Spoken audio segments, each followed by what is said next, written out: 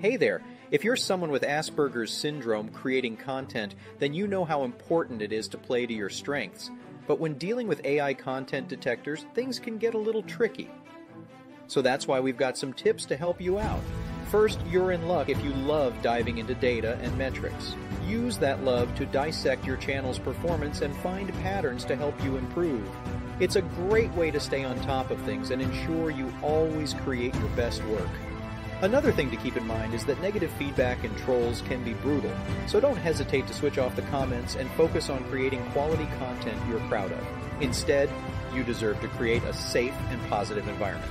As someone who values fairness and justice, you can create clear guidelines for conduct in your channel using moderation tools. That way, you can ensure your content is safe and inclusive for everyone who wants to engage with it.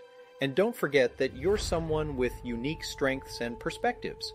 Don't be afraid to set realistic goals that align with your interests and play to your strengths.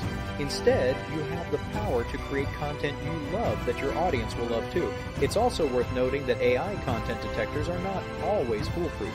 They can mistakenly flag human-authored content as potentially generated by AI.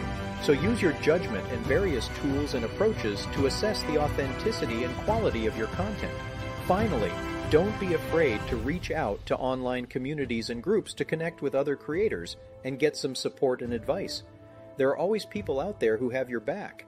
In conclusion, creating content can be challenging, but it's also an opportunity to play to your strengths and showcase your unique perspective. With these tips in mind, you can navigate AI content detectors challenges and create content you're proud of. So keep making it and have fun with it.